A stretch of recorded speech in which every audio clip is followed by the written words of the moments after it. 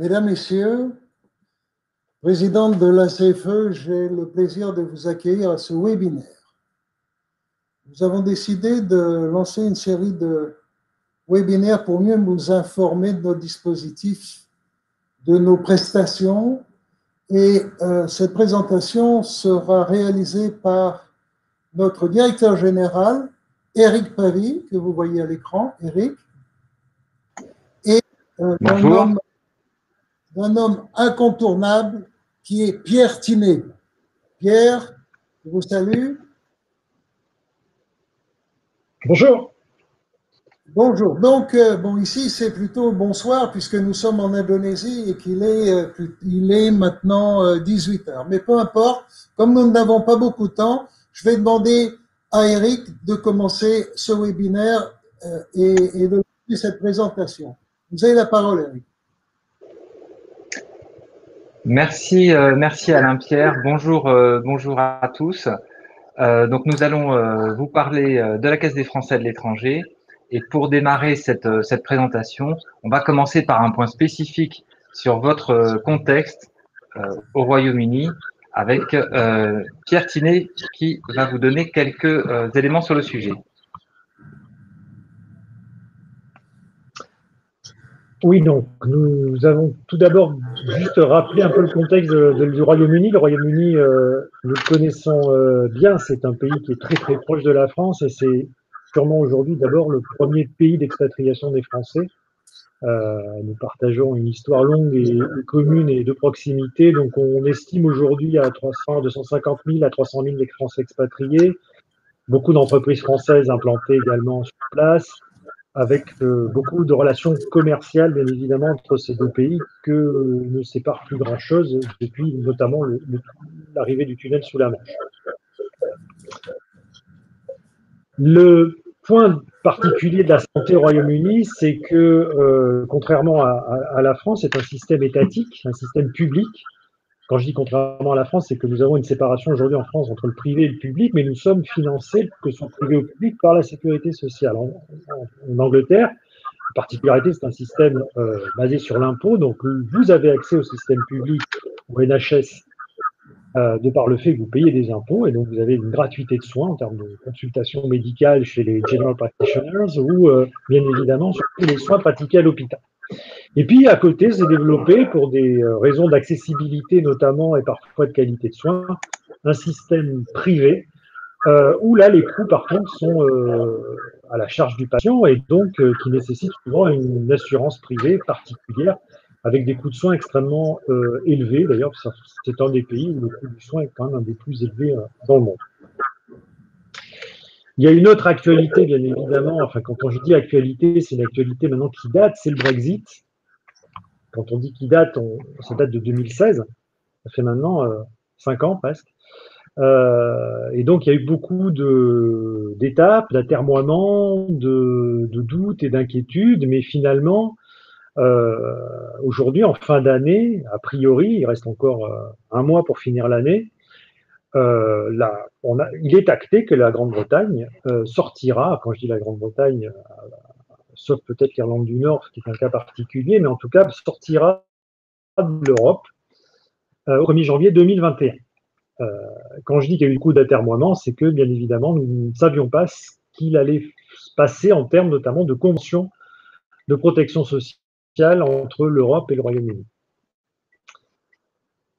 Aujourd'hui, donc, les choses sont encore à venir, mais elles sont claires parce qu'on est quand même normalement à un mois de la sortie. Donc, il y a 2 cas finalement. Vous êtes aujourd'hui donc résident dans le 31/12/2020 au Royaume-Uni.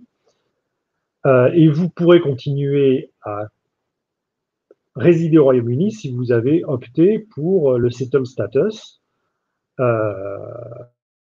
soit vous avez opté pour une nationalité britannique. Et si vous n'êtes pas encore au Royaume-Uni, il y aura sûrement à partir de janvier 2021 un système d'immigration choisi qui, en fonction de votre diplôme, en fonction de l'argent que vous amenez sur le territoire, vous donnera le droit d'avoir un visa de résidence au Royaume-Uni. Il y a également pour les étudiants une notion de visa payant, puisque comme je l'ai dit, la couverture de santé, elle est liée aux impôts, donc il faut bien que quelqu'un paye ces cotisations-là. Donc il y aura sûrement c'est déjà le cas je crois en partie d'ailleurs, une Immigration Health Surcharge qui fera que pour avoir accès au NHS, il faudra payer cette cotisation.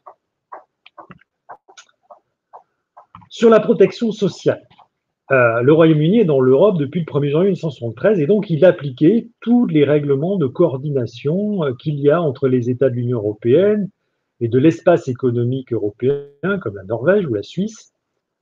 Et donc jusqu'au 31-12, par exemple, tous les trimestres cotisés au Royaume-Uni comptaient dans le calcul des retraites que vous l'appreniez en France ou au Royaume-Uni, en termes de nombre de trimestres cotisés.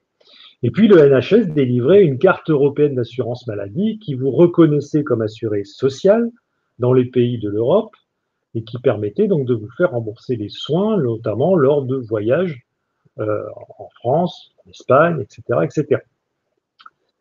Après le 31-12-2020, sauf accord bilatéral, mais qui aujourd'hui, forcément, à un mois de la fin, est de plus en plus improbable. La retraite, eh bien, il n'y aura plus de reconnaissance des trimestres cotisés au Royaume-Uni pour la liquidation de l'assurance retraite française. Quand je parle de trimestres, c'est les trimestres que vous cotisez après le 1er janvier 2021. Et pour la maladie, le NHS ne délivrera plus de carte européenne d'assurance maladie et donc vous ne serez plus reconnu comme un assuré social dans les différents systèmes de santé de l'Europe, que ce soit en France, en Espagne, au Portugal, en Allemagne, etc. Et donc, on vous donnera quelques précisions sur notre rôle là-dessus notamment. Je passe la parole à Eric Pavie pour présenter nos produits. Merci Pierre. Avant de dire donc un mot sur nos produits, je voudrais présenter donc la Caisse des Français de l'étranger. Je pense que beaucoup en ont déjà entendu parler, mais vous ne savez pas forcément exactement le périmètre de notre activité. Alors la Caisse des Français de l'étranger est en fait une caisse de sécurité sociale, mais une caisse totalement atypique puisque les caisses de sécurité sociale telles que vous les connaissez habituellement sont des organismes obligatoires où chacun doit s'affilier.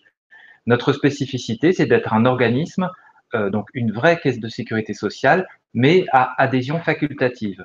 Mais nous sommes bien en charge d'un service public. On ne vise pas la réalisation de bénéfices, on ne rémunère pas d'actionnaires, mais nous visons un équilibre de nos comptes et nous sommes placés sous la tutelle de l'État. Concrètement, nous avons un conseil d'administration qui chapeaute donc la gouvernance de la Caisse des Français de l'étranger. Et ce conseil d'administration est composé essentiellement de Français qui vivent à l'étranger, partout dans le monde, à commencer par notre président Alain-Pierre Mignon, qui vous a parlé tout à l'heure et qui vit donc en Indonésie. Et cette situation nous permet vraiment, à nous qui sommes donc en France, d'être en contact permanent avec les attentes des Français expatriés, les difficultés qu'ils rencontrent, et puis de chercher toujours à coller au mieux aux besoins des Français de l'étranger. Notre rôle est d'assurer en fait la continuité de la sécurité sociale française pour tous les Français qui vivent à l'étranger.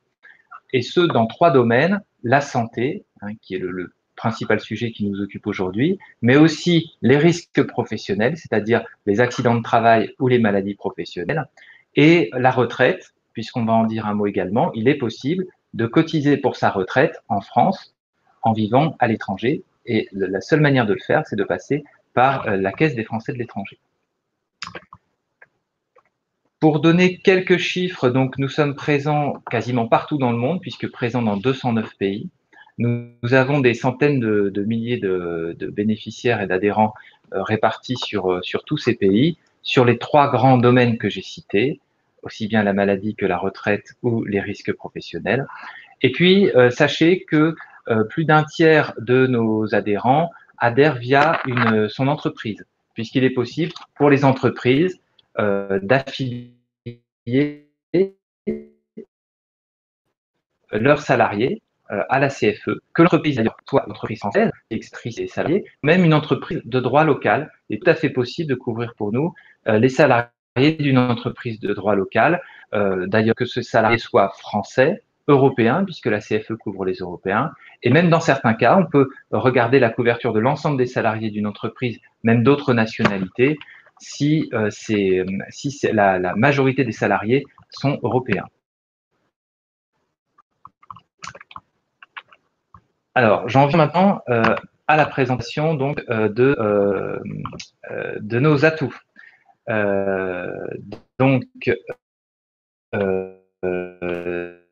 La CFE, qu'est-ce qui finalement nous différencie des acteurs présents sur le marché? Alors, notre première différence, la plus marquante, c'est notre esprit de sécurité sociale qui fait que la CFE est ouverte à tous. Nous n'avons aucune barrière à l'entrée. On ne vous posera pas de questionnaire médical, on ne vous demande rien sur les pathologies dont vous pouvez souffrir, et nous n'en tenons pas compte dans notre tarification. Ça, c'est vraiment un élément majeur de différence avec beaucoup d'assureurs privés. Également, nous n'avons pas de limite d'âge pour adhérer. Simplement, la condition donc, de nationalité française ou européenne vous permet d'adhérer, même si ça fait longtemps que vous vivez d'ailleurs à l'étranger et que vous n'avez pas jusqu'à présent adhéré. Deuxième facteur, deuxième atout, c'est la continuité de vos droits, puisque quand on adhère dès le départ de France, il n'y a aucun délai de carence entre votre couverture par la CFE et la sécurité sociale en France. Si on adhère un peu plus tard, au-delà de 3 mois après son départ, il y a un délai de carence, mais on en parlera tout à l'heure, il est limité. Et ensuite, à votre retour en France, si ce retour est définitif, vous allez rebasculer vers le régime obligatoire de sécurité sociale en continuité, c'est-à-dire que vous n'aurez aucune carence à subir à votre retour en France, ce qui est forcément le cas quand vous adhérez par un assureur lambda qui, lui, n'est pas reconnu par la sécurité sociale. Donc, à votre retour en France, vous subissez un délai de carence pour être affilié. La couverture de la CFE couvre le monde entier. Nous ne sommes pas limités à votre pays de résidence ou à la France, mais nous proposons dans notre gamme de couvrir donc l'ensemble de vos soins partout dans le monde. Ce qui peut être un atout, en particulier si vous voyagez, mais que ce soit pour des motifs professionnels ou personnels. Nos caractéristiques aussi, c'est donc la pratique de tarifs dits de services publics, parce que, comme je l'ai dit, nous ne cherchons pas à faire du bénéfice, mais à équilibrer nos comptes, ce qui vous garantit que nos tarifs sont calculés en fonction des prestations que nous versons, sans rechercher à avoir de marge financière importante. Donc des tarifs équilibrés, mutualisés au sein du monde entier parmi notre population couverte. Il faut savoir que quand on adhère et qu'on a entre 30 et 60 ans, chaque année, la CFE accorde maintenant une ristourne, un bonus fidélité de 4% par an, par exemple, sur le produit Monde Expat Santé, et que quand vous atteignez 60 ans, vous rentrez dans une tranche tarifaire unique qui n'augmente plus année par année, parce que beaucoup d'assureurs créent des tranches dans les âges supérieurs et les augmentations peuvent être assez importantes pour les seniors. À la CFE, on a une tranche tarifaire unique pour les plus de 60 ans. Et puis, la Caisse a beaucoup évolué ces dernières années, sous l'influence aussi de nos administrateurs qui nous ont fait remonter tous les besoins des Français de l'étranger. Donc, on a dématérialisé énormément de services. La plupart des opérations maintenant peuvent se faire sur Internet, sur un site personnel ou bien via votre appli mobile. Donc, pour avoir des remboursements, on prend en photo ces factures, on les dépose sur une appli mobile et on est remboursé par ce biais. Et puis, depuis peu, on va en parler, nous déployons donc la carte vitale pour les soins en France, pour nos adhérents, ce qui permet, quand on est en France, d'être remboursé comme un assuré social français avec la carte vitale. Voilà. Alors, je poursuis maintenant en présentant rapidement les principaux produits que nous proposons à la CFE. Il y en a 4, donc Monde Expat, Jeune Expat, Retraite Expat et France Expat. Donc, si on balaie ces 4 grands produits, France Expat est un produit spécifique qui ne prend en charge que les soins en France. Typiquement, si vous souhaitez, lorsque vous êtes au Royaume-Uni, être couvert par le NHS, que cette solution vous convient et que vous ne souhaitez pas d'autres remboursements par la CFE, mais que quand vous séjournez en France, vous souhaitez être couvert, vous pouvez adhérer à France Expat. Donc, c'est un produit spécifique où vous êtes remboursé uniquement de vos soins en France et selon les barèmes de la sécurité sociale française. Donc, c'est l'équivalent d'une couverture sécurité sociale française en France. Le second produit, Monde Expat, vise les personnes de plus de 30 ans, mais pas encore retraitées, qui désirent une couverture dans le monde entier. Et dans ce cadre-là, c'est notre couverture classique. Vous allez être couvert aussi bien au Royaume-Uni que lors de vos séjours en France et que dans vos séjours dans tous les pays du monde. Nous appliquerons, on vous montrera après, donc une grille tarifaire adaptée selon la zone du monde où vous vous trouvez, où vous faites vos soins, mais nous vous couvrons partout dans le monde. Le troisième produit, Jeune Expat Santé, c'est une déclinaison de ce Monde Expat, mais spécifiquement pour les moins de 30 ans. La particularité, ce sont des tarifs particulièrement attractifs, puisqu'on a souhaité, pour les jeunes, qui ont souvent aussi moins de moyens, avoir un produit intéressant, très concurrentiel. Donc, les tarifs sont particulièrement serrés sur le Jeune Expat Santé, réservé donc aux moins de 30 ans et qui couvre vos soins, là aussi, partout dans le monde. Et enfin, pour les retraités, un produit spécifique qui s'appelle Retraite Expat Santé. Pourquoi un produit spécifique? Parce que les retraités, lorsqu'on a cotisé 15 années en France, on conserve donc ses droits à la sécurité sociale en France, en dehors de la CFE. Donc, on n'a pas besoin d'être couvert quand on va en France par la CFE. On a déjà la couverture par la sécurité sociale régime obligatoire. En revanche, un retraité va souhaiter être couvert dans son pays de résidence, au Royaume-Uni, et éventuellement partout dans le monde quand il se déplace en dehors de la France. Et pour ces retraités, nous avons donc un produit Retraite Expat Santé, donc forcément un peu moins,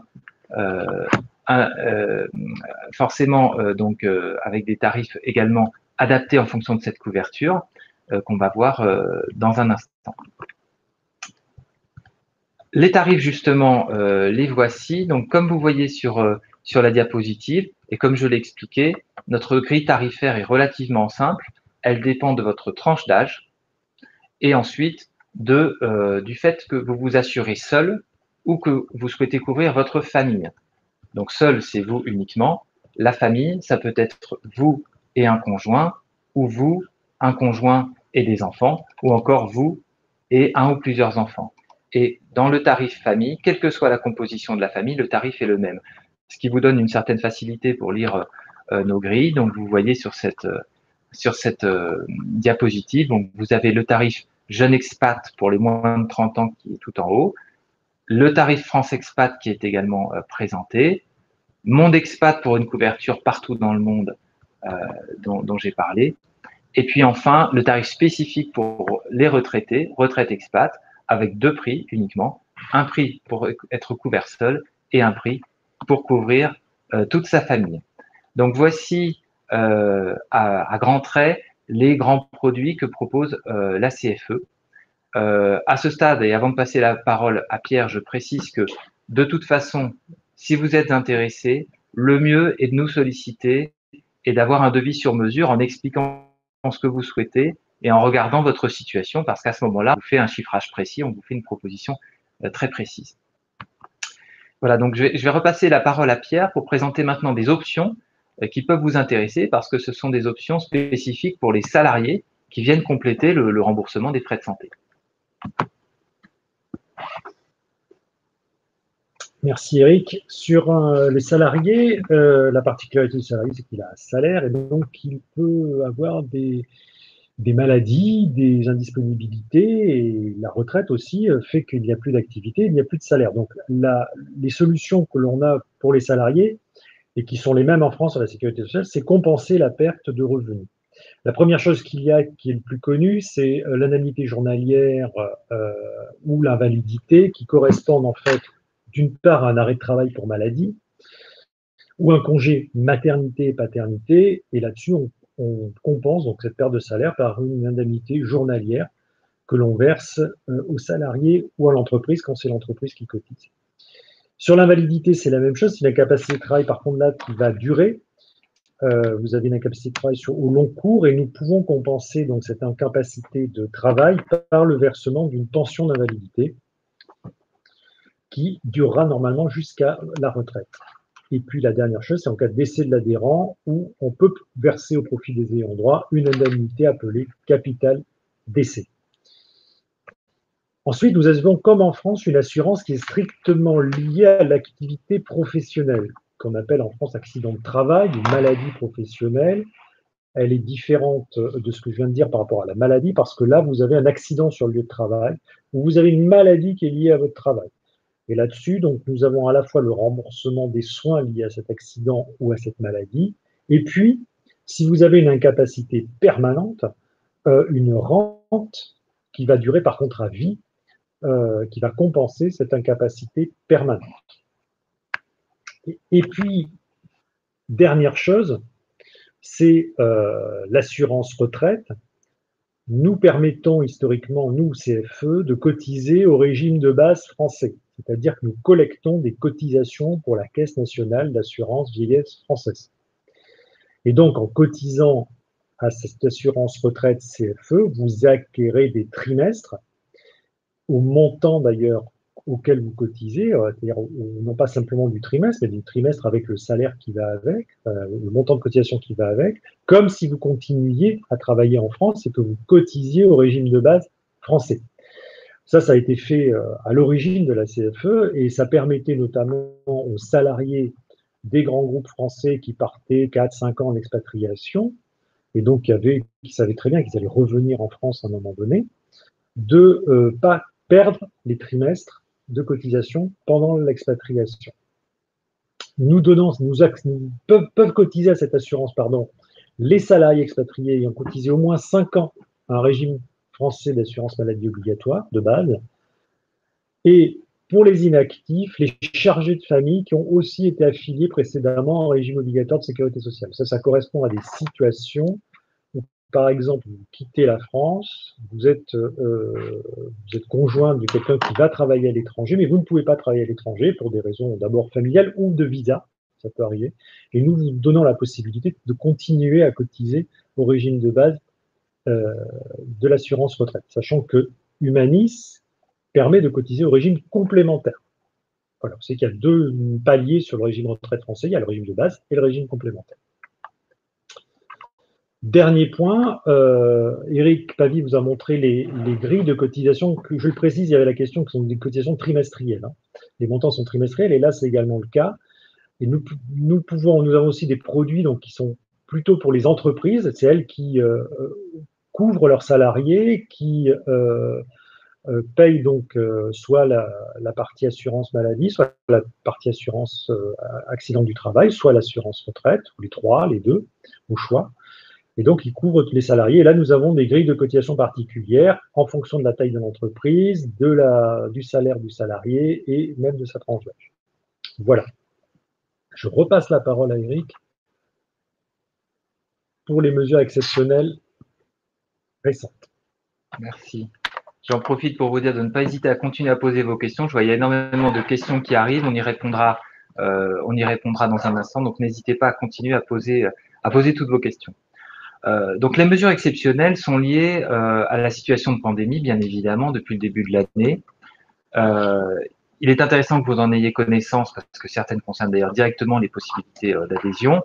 Et puis, c'est aussi un bon exemple pour vous montrer la manière dont la CFE essaie de s'adapter à chaque fois que le contexte évolue dans le monde et de prendre des mesures appropriées. Donc, quand la pandémie est arrivée, on a eu très vite beaucoup de demandes et de cas qui nous sont remontés.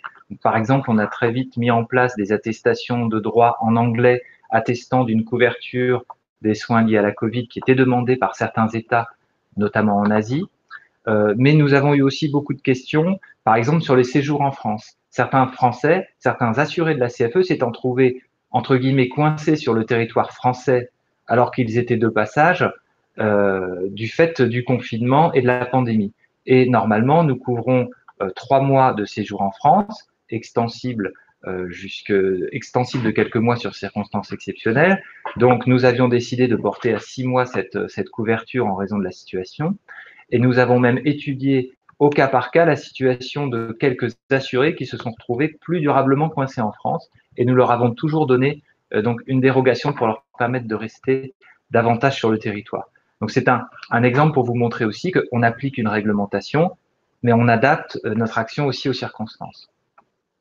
Par ailleurs, donc, on a pris trois mesures essentielles par rapport à cette pandémie. La création d'un produit spécifique, donc différent de tous ceux que je vous ai exposés auparavant, qui couvre uniquement les dépenses liées à la Covid. Alors, en principe, je pense que pour vous qui êtes bien protégés par le NHS, c'est moins intéressant, mais sachez que ça couvre quand même, ce produit couvre l'ensemble du monde, hein, dans le monde entier. Il a un prix très intéressant parce qu'il est moitié prix par rapport à nos couvertures habituelles, mais il est ciblé sur toutes les dépenses que peuvent générer le Covid. C'est un produit qu'on a créé pour les personnes qui n'étaient pas bien assurées face à ce risque majeur. Il faut aussi bien lire les polices d'assurance parce que dans certaines polices, le risque de pandémie était tout simplement exclu. Donc c'est un produit qu'on a créé qui est encore ouvert à l'adhésion jusqu'au 31 mars. On vient de le prolonger avec notre conseil d'administration.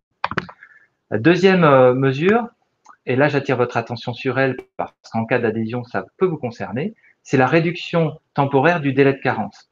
Comme je l'ai dit, si on adhère à son départ de France, on n'a aucun délai de carence.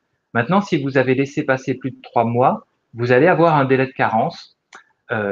Pourquoi on a un délai de carence? Pour éviter que des personnes attendent d'être malades pour un jour adhérer à la CFE au dernier moment. Évidemment, ça déséquilibrerait complètement les comptes de la CFE. C'est la logique d'un délai de carence. Mais dans les circonstances actuelles, on a réduit le délai, puisque normalement, il n'y a pas de carence avant 30 ans. C'est toujours le cas aujourd'hui. En dessous de 30 ans, vous n'avez aucune carence quand vous adhérez. Entre 30 et 45 ans, cette carence est de 3 mois. Donc, elle est toujours à 3 mois actuellement.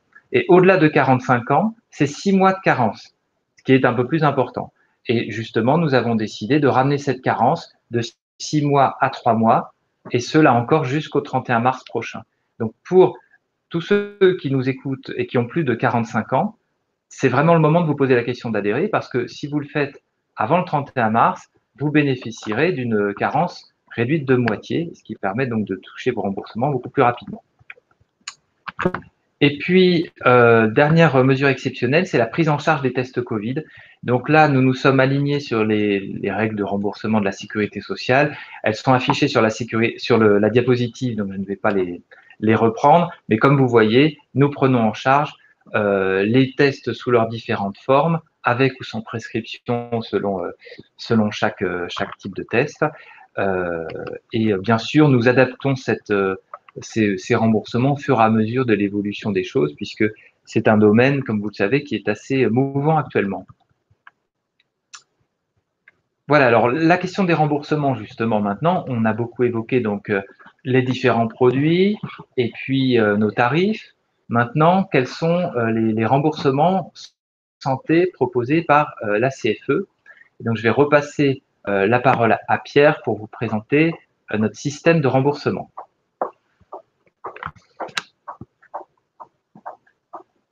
Merci Eric. Tout d'abord, un principe, hein, c'est qu'en France, on rembourse les soins comme la sécurité sociale française, donc au tarif français et au tarif conventionnel français. Sur l'étranger, nous avons modifié en 2019 et avec une date d'application au 1er janvier 2020 nos bases de remboursement à l'étranger pour des raisons de praticité et de cohérence par rapport à ce que l'on devait faire avant. La CFE, historiquement, devait s'amuser, on va dire, et ce n'était pas un amusement, à traduire les factures de soins étrangères en code acte français. Or, ces codes actes se sont beaucoup complexifiés ces dernières années. Il ne faut pas oublier en France, en plus, que c'est le professionnel de santé qui fait la facture, et donc il fallait avoir quasiment des connaissances médicales pour bien coter. Et donc, nous avons pris la décision d'appliquer des taux ou des forfaits pour nos remboursements à l'étranger, pour que ces remboursements soient très clairs pour nos assurés. Et nous avons en plus de ça officialisé ces remboursements, ces grilles de remboursement par un arrêté ministériel, ce qui donne une base juridique à toute réclamation, toute contestation. Comment avons-nous fait? Ça a été assez long, mais nous avons tout simplement analysé 6 années de remboursement de la CFE partout dans le monde, et nous avons découpé le monde en 5 zones tarifaires, de la moins coûteuse à la plus coûteuse. Et donc, vous avez sur le site aujourd'hui à la fois l'arrêté et puis ce découpage du monde en zones peu coûteuses et en zones très coûteuses, 1 à 5. Et la Grande-Bretagne, par, on va dire, l'appétence de nos assurés par rapport à ces 6 années d'analyse pour le domaine privé, pour l'assurance, les professionnels de santé privés, fait que vous êtes dans la zone la plus chère, la zone 5, au même titre que les États-Unis. Et puis ensuite, nous avons mis des grilles par typologie de soins, que ce soit aujourd'hui des soins de type hospitalier, des soins de maternité, d'accouchement, de dialyse, des séjours en centre de rééducation, où nous avons soit un taux pour ce qui est chirurgie, chimiothérapie, radiothérapie, soit un forfait dans le cadre d'accouchement, par exemple. Et pour les actes de ville, nous avons élaboré la même typologie de grille, à la fois donc en mettant des forfaits pour ce qui était les consultations, en nous basant sur les forfaits France, et puis pour les actes plus complexes en termes de codification, un taux de prise en charge qui est appliqué aux frais réels. Sachant que ce taux est majoré dans le cas où vous bénéficiez d'une exonération du ticket modérateur. Ça veut dire quoi? Vous avez soit une maladie de longue durée, soit vous êtes invalide, soit vous êtes pensionné de guerre, etc. Il y a quelques cas comme ça d'exonération. Donc vous avez un taux un peu plus fort sur les actes de ville quand vous êtes dans ces cas-là. Comme je l'ai dit, en France, nous remboursons comme le fait la sécurité sociale française. Nous avions par contre, historiquement à la CFE, pas accès au système vital, de carte vitale, qui offre notamment en France le tiers payant. Et depuis cette année, après de longs travaux, nous avons commencé à éditer depuis décembre 2019 et nous commençons aujourd'hui à traiter tous les anciens adhérents en cette fin d'année, notamment ceux du Royaume-Uni. Nous commençons à distribuer des cartes vitales à nos expatriés pour qu'ils puissent bénéficier en France du tiers payant, notamment dans les pharmacies, qui est le plus courant, et surtout aussi pour qu'ils puissent avoir une fluidité de mutation quand ils quittent la France pour qu'ils adhèrent à la CFE, mais surtout quand ils reviennent en France installés pour qu'ils soient reconnus par les caisses primaires d'assurance maladie en mutation. Voilà, nous avons fini notre présentation. Maintenant, nous sommes ouverts aux questions que vous pouvez vous poser. Alors moi, je vais intervenir parce que j'ai la chance d'avoir quelques amis à Londres qui m'ont envoyé quelques WhatsApp et quelques questions. Donc, je vais les prendre les unes derrière les autres. Première question, les pays en guerre, les pays dans lesquels il y a des problèmes de sécurité majeurs et certaines assurances ne veulent pas couvrir, quelle est la position de la CFE? Première question. Deuxième question, vous dites qu'on assure dans le monde entier. J'ai bien compris, ça veut dire que si j'habite dans n'importe quel pays, je serai assuré, mais si je suis assuré en Angleterre et que je vais me promener dans les autres pays du monde, est-ce que je suis assuré? Deuxième question. Troisième question qui a un rapport qui est très intéressante. Il n'existe pas le tiers payant pour la CFE en Angleterre. Par contre, si je vais à l'extérieur de l'Angleterre ou en Asie, par exemple, et que le tiers payant existe, est-ce que je peux en profiter? Une quatrième question en ce qui concerne téléconsultation, est-ce que la CFE rembourse? La cinquième question, c'est en ce qui concerne les ayants droit.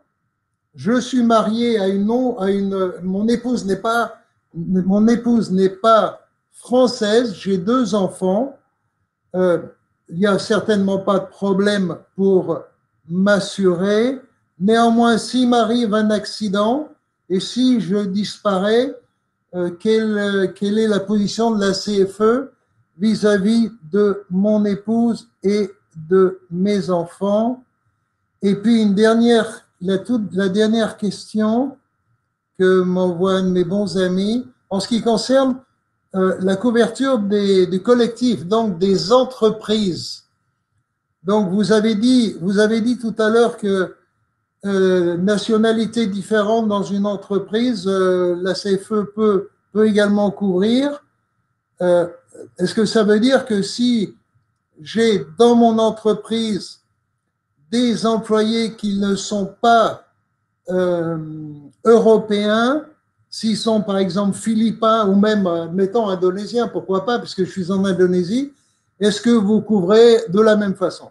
Voilà donc les quelques questions qui m'ont été posées par des amis sur WhatsApp. Eric ou Pierre, je vous laisse répondre. Merci Alain-Pierre. Alors effectivement, beaucoup de questions pertinentes d'ailleurs. Alors si on balaye un petit peu toutes ces questions sur les risques, les exclusions, on va dire, est-ce que nous excluons les situations de guerre, de pandémie ou autres?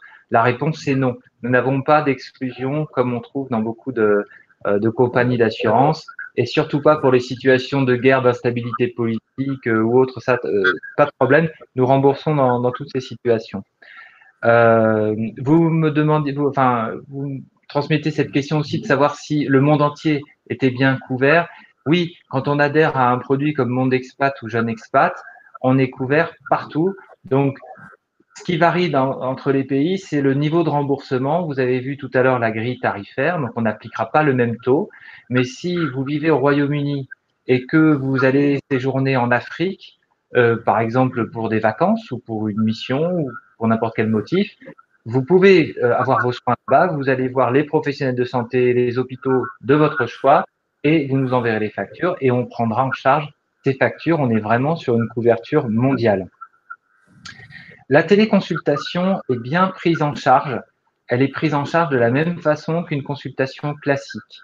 Et je me permets aussi de signaler d'ailleurs, pour rebondir sur cette question, qu'on parle de téléconsultation au sein du Royaume-Uni, mais vous pouvez parfaitement aussi faire des téléconsultations avec des médecins à l'étranger, et je pense aux médecins en France.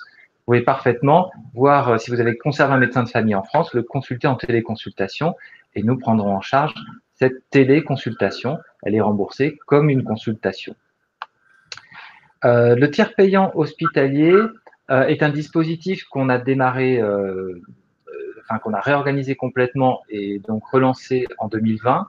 Et donc dans certains secteurs du monde, nous avons des réseaux d'hôpitaux qui travaillent en tiers payant, donc dispense d'avance de frais pour les clients qui n'ont soit aucun reste à charge, soit un léger reste à charge. C'est un dispositif qu'on va étendre progressivement. Donc pour l'instant, en Europe, donc au Royaume-Uni, vous n'avez pas ce dispositif, mais c'est quelque chose qui s'étend dans le monde, donc peut-être qui un jour sera également couvert dans nos régions. S'agissant des... Oui. Excusez-moi, Eric. La question, c'est, je suis assuré en Angleterre, je pars, par exemple, en Indonésie, qui a un tiers payant à 100% des frais réels. Est-ce que, si j'ai un problème, étant à Bali, par exemple, tout le monde sait que Bali est en Indonésie, bien sûr, si je vais dans un hôpital, est-ce que moi, qui suis assuré au Royaume-Uni, je peux profiter du tiers payant à 100% sur tous les frais réels? C'est la question. La question est assez précise. D'accord. Alors, pour le moment, le tiers payant est destiné aux assurés qui vivent dans le pays où le dispositif de tiers payant est en place. Mais après, on peut examiner des situations particulières, comme on a montré qu'on le faisait auparavant, et étudier avec notre partenaire sur place des hospitalisations dans son réseau, tout à fait. Vous aviez aussi une question que je voudrais pas oublier sur les entreprises. Effectivement, la question des nationalités. Beaucoup de personnes, beaucoup d'entreprises pensent qu'elles ne sont pas éligibles à la CFE, en pensant qu'il faut que tous les salariés soient français ou que l'entreprise soit de droit français. C'est donc totalement faux. Vous pouvez parfaitement avoir une entreprise au Royaume-Uni qui emploie quelques Français ou quelques Européens et avoir parmi, donc mettons que vous avez 6 salariés, vous avez 4 Français ou Européens et deux personnes qui sont pakistanais et chinois. Nous pouvons parfaitement, en étudiant bien sûr la situation de l'entreprise, accepter de couvrir l'ensemble des salariés, y compris les personnes de nationalité étrangère. Et j'ajouterais, pour rebondir là aussi sur cette question, que c'est vrai aussi pour un individuel, pour le conjoint. Vous pouvez tout à fait demander à adhérer et à ce qu'on couvre sur votre contrat santé, que votre conjoint de nationalité anglaise d'ailleurs ou de nationalité autre, quelle que soit sa nationalité, même extra-européenne, soit couvert dans le contrat. Ça, c'est important. Mais alors, il y a une restriction, Eric, je pense.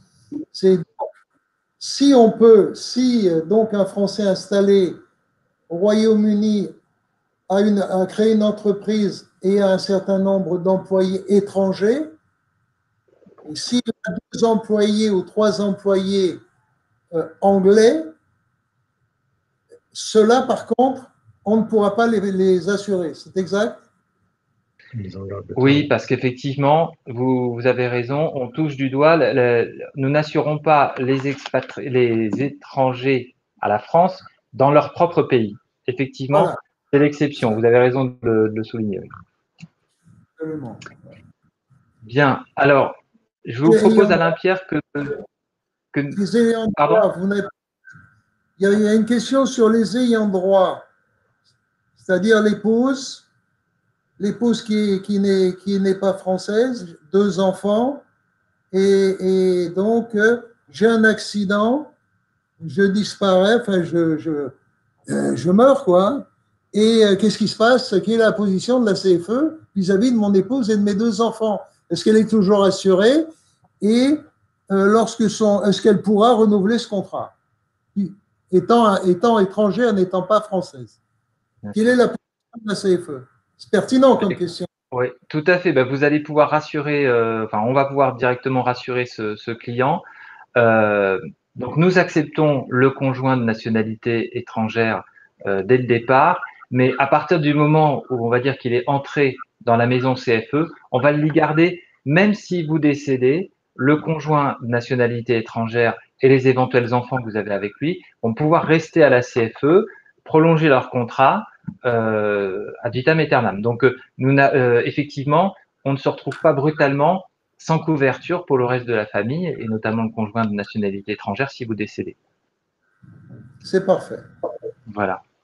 Alors, si vous êtes d'accord, on va on va enchaîner, pardon, sur les questions qui ont été posées dans le chat. Il y en a beaucoup. Donc, on va prendre déjà une première série de questions. Donc, j'ai une question. La CFE envisage-t-elle de créer un système d'assurance maladie de couverture santé valable seulement en France pour les Français résidant en Grande-Bretagne lors de leur séjour plus ou moins long en France, en particulier pour les nouveaux retraités qui ont l'intention de passer 6 mois en GB et 6 mois en France, par exemple. Et il me semble que ce que nous demande ce client, c'est tout simplement, enfin ce participant plutôt, c'est tout simplement le produit France Expat que j'ai présenté tout à l'heure, c'est-à-dire un produit qui couvre uniquement les soins en France. Effectivement, si vous êtes satisfait de votre couverture au Royaume-Uni et que vous souhaitez simplement être couvert lors de vos passages en France et que vous n'êtes pas retraité depuis plus de 15, ayant cotisé 15 ans, donc vous n'avez pas de droit en France, le produit qui vous convient, c'est France Expat. Et vous serez couvert en France comme vous pouvez l'être quand on est français et couvert par la sécurité sociale, vous aurez le même niveau de remboursement pendant vos séjours en France.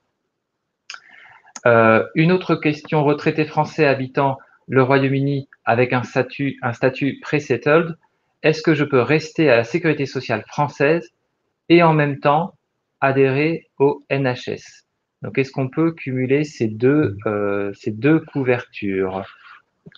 Je vais peut-être passer la parole à Pierre. Oui, si je comprends bien la question, vous êtes retraité français, c'est-à-dire vous avez touché une pension de retraite française.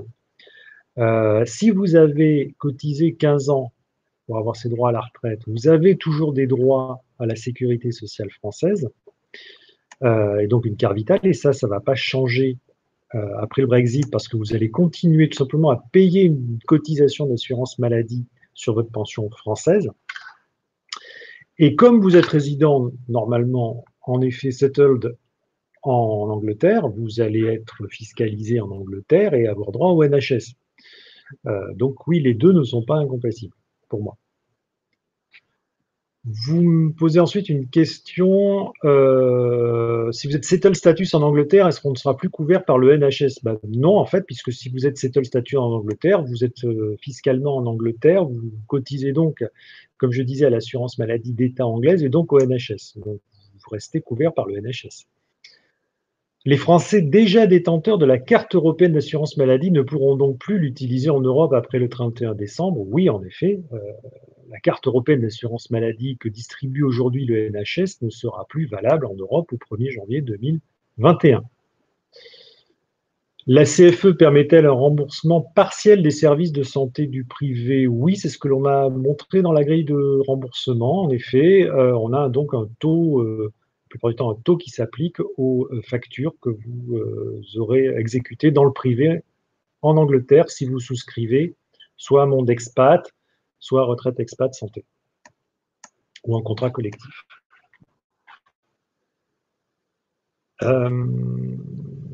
Quelle d'autres questions? Peut-on changer d'un produit à l'autre si on en a déjà un? De France Expat à Monde Expat, par exemple, oui. Quand il y a continuité, vous changez de produit, vous pouvez passer d'un France à un Monde. Monde Expat Santé, vaut-il pour les vacances? Oui, on n'a pas de notion de vacances, entre guillemets. Quand vous avez un Monde Expat et que si vous passez vos vacances, en effet, à Bali, vous pouvez être remboursé pour vos soins à Bali. La CFE, comme la Sécurité sociale française, rembourse un pourcentage des frais médicaux. Quel pourcentage? Recommandez-vous une complémentaire? Laquelle? Merci. Oui, alors sur la grille de soins à l'étranger, comme je l'ai présenté, que vous retrouverez sur notre site, nous remboursons pour la plupart des soins à la pharmacie, par exemple, les actes chirurgicaux, un pourcentage des frais réels.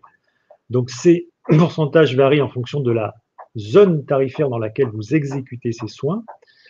Et forcément, pour la zone 3, 4 et 5, et la Grande-Bretagne aujourd'hui est en zone 5, nous recommandons une assurance complémentaire. Laquelle, je ne répondrai pas ici en séance, mais vous pouvez nous écrire pour avoir un certain nombre de listes de partenaires avec lesquels nous travaillons. Retraités français vivant en UK depuis 29 ans, utilisant le NHS et Bupa.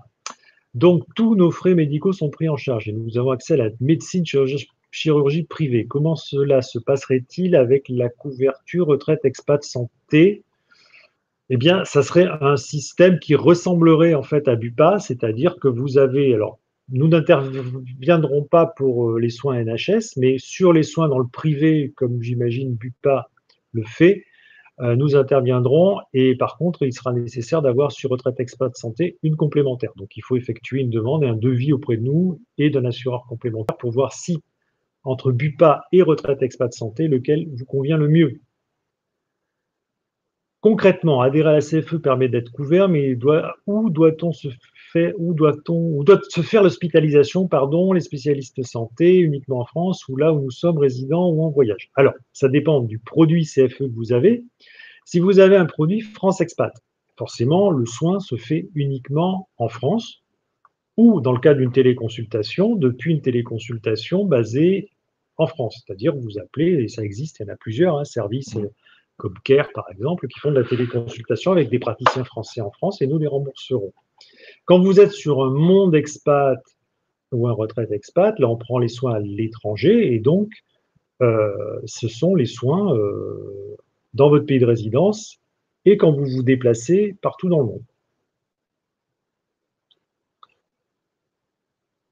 Ai-je bien compris qu'il faut avoir cotisé au moins 5 ans à la Sécurité sociale française en France pour pouvoir bénéficier de la carte vitale en cas de retour en France à la retraite? Non. Les 5 ans de cotisation, ce sont des cotisations retraite en France pour pouvoir cotiser à la retraite par l'intermédiaire de la CFE quand vous êtes à l'étranger. Ça, c'est la nécessité. Pour ce qui est l'assurance maladie, la carte vitale, c'est l'assurance maladie obligatoire française. Quand vous êtes retraité et que vous touchez une pension de retraite française, que vous avez cotisé 15 ans par contre, là normalement, vous avez aujourd'hui une cotisation sur votre retraite française qui vous ouvre le droit à la carte vitale et au régime obligatoire français. Donc c'est 15 ans de cotisation pour avoir le droit au régime obligatoire et à la carte vitale française. sans tenir compte de la CFE, on est d'accord, hein. Voilà. Par contre, si vous n'avez pas ces 15 ans, et si vous voulez avoir le droit d'avoir des remboursements de soins et une carte vitale en France, c'est le produit CFE France Expat Santé. Peut-on être inscrit au NHS et à la Sécurité sociale française en même temps? J'habite les UK et bénéficie d'une retraite française. Oui, c'est le seul cas, normalement. C'est le seul cas et le seul où vous pouvez être à la fois au NHS et à la Sécurité sociale française. C'est parce que vous êtes retraité et que vous avez suffisamment de cotisations, d'activité en France, les fameux 15 ans, pour avoir ce droit à la carte vitale, à la Sécurité sociale française. Un salarié sous CFE peut-il ouvrir un compte Amélie et obtenir une carte vitale s'il n'en a pas? Non. La CFE a son propre système, son propre espace personnel qui n'est pas Amélie, et donc il délivre une carte vitale tout à fait commune, hein, c'est une carte vitale, néanmoins avec une fin de droit qui est au trimestre, puisque nous faisons payer les cotisations au trimestre.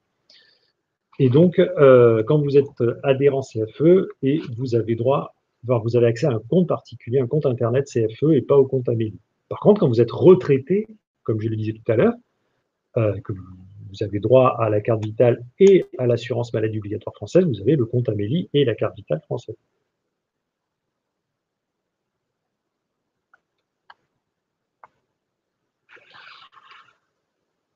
Est-ce que nous avons d'autres questions? Avons-nous d'autres questions? Pour l'instant, ce sont toutes les questions qui s'affichent. Je précise aussi que donc, en attendant de voir si nous avons d'autres questions, que nous avons reçu aussi beaucoup de demandes d'examen de situations particulières et de devis sur mesure. Surtout, n'hésitez pas à vous manifester lors de ce webinaire. Donc, nous avons des personnes qui sont en train de prendre en note toutes les demandes de devis, de précision par rapport à des cas particuliers, à des situations particulières. Et l'objectif, c'est que très rapidement, on revienne vers vous avec des propositions, des devis, et puis refaire d'autres devis si vous souhaitez faire varier des paramètres pour vous permettre de définir la meilleure solution pour vous. Et c'est vrai qu'on est conscient qu'il y a beaucoup d'attentes en ce moment dans votre pays de résidence du fait de ce contexte et de la proximité quasi immédiate maintenant de ce Brexit. Donc les équipes sont vraiment mobilisées pour répondre de manière réactive à toutes ces demandes que vous pouvez avoir. Alors, je crois que pendant que je parlais, une question est arrivée. Comment cela va se passer pour la cotisation des retraités après le Brexit? Pouvez-vous donner plus d'infos? Alors, la cotisation des retraités… Je pense que c'est la cotisation en retraite, c'est ça, la cotisation en retraite après le Brexit. On ne sait pas bien si c'est les cotisations de retraités ou les cotisations de retraite. Si c'est les cotisations de retraite, c'est-à-dire quand vous êtes salarié et que vous cotisez à la retraite au Royaume-Uni, jusqu'à présent, vos trimestres cotisés à la retraite, si vous liquidiez une pension en France, c'est-à-dire que typiquement vous avez une carrière, vous avez 10 ans en France, 15 ans au Royaume-Uni, 5 ans en Allemagne, etc., tous les trimestres cotisés dans les pays d'Europe servaient sur le calcul de votre pension française. Ça, à partir du 1er janvier, c'est fini. C'est-à-dire que quand vous allez cotiser au Royaume-Uni, ça va ne servir qu'au calcul de votre retraite anglaise. Point. Par contre, tout ce que vous avez cotisé avant le 31 décembre 2020 va quand même servir si vous liquidez une pension en France. Voilà. Mais après le 31 décembre 2020, c'est fini. Voilà. Si c'est par contre la cotisation des retraités, c'est-à-dire que la cotisation des retraités, que la cotisation d'assurance maladie, j'imagine, qui a prélevé sur vos retraites, françaises en tout cas, elle va continuer à courir tant que vous touchez une pension de retraite française. Et ce qui vous ouvre des droits donc au régime obligatoire et à la carte vitale française. Alors, il faut bien différencier la retraite et la cotisation assurance maladie sur les retraites.